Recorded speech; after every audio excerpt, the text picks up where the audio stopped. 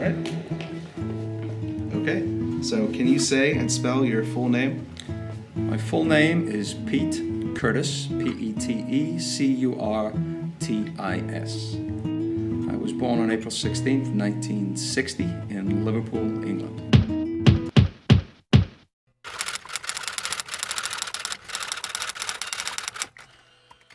Well, obviously because of where I was growing up, the Beatles were everyone's favourite band. The Gerry and the Pacemakers, also out of Liverpool. It was a great time because the Mersey beat was the beat that was driving every bit of music all over the world.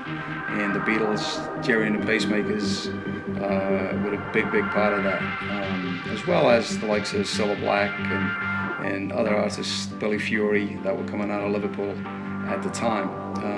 That combined with the traditional favourites of Elvis and a lot of the other American artists of at the time. Buddy Holly's music was still popular, Eddie Cochran, people like that.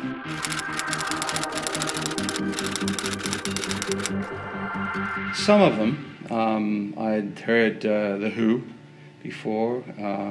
I'd heard Janis Joplin before, Joe Cocker.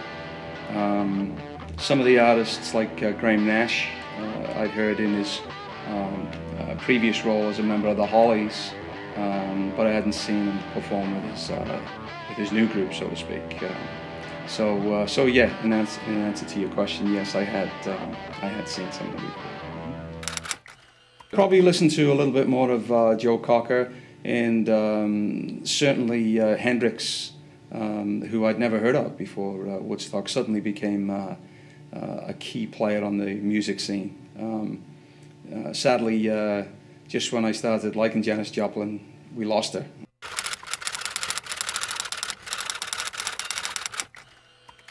Well, the first impact has got nothing to do with music, because one of the first things I remember seeing on the newscasts was when it was pouring down with the rain and all the hippies sliding in the mud.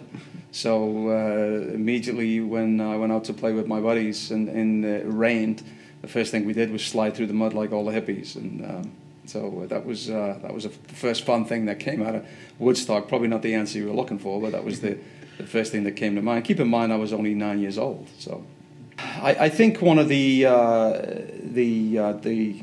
lasting impressions it made on me was there was a different type of music out there. I had been listening to a lot of, up to that point, pop music, if you will, and suddenly there was a new kind of music that was infused with blues, and it was a little dirtier music, if you will, in terms of the feel to it and the tone of it, and a lot of it was more protestational, if you will, in the way it was put together. So it was a whole different way of looking at music from all the kind of happy-go-lucky Beatles, Gerry and the Pacemakers, Elvis stuff that we'd been listening to that point.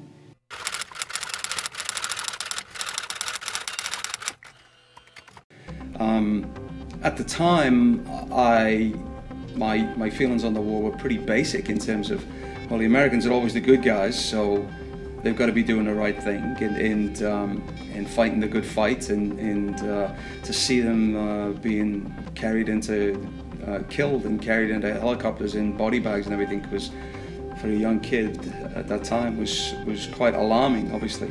It wasn't really until late, as I got a little bit older, toward the end of the Vietnam War, I was in my early teens, that I actually started seeing that there was actually two sides to the story.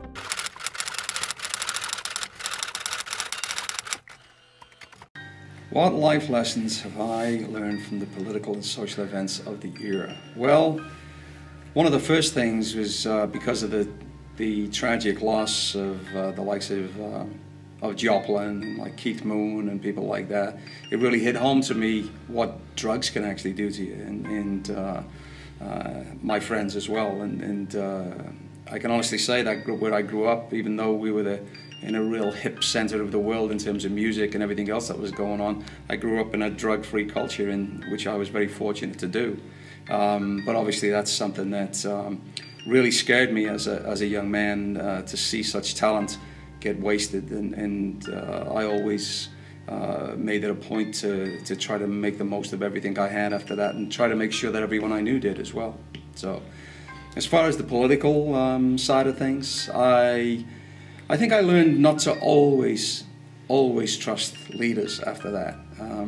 Between what happened in Vietnam and then subsequent turmoil in England with one thing and another, I think I learned to be a little bit more studious in terms of how I looked at different situations, and tried to really make sure that I had an informed opinion and didn't just blindly follow what the leaders of the country were telling me to do.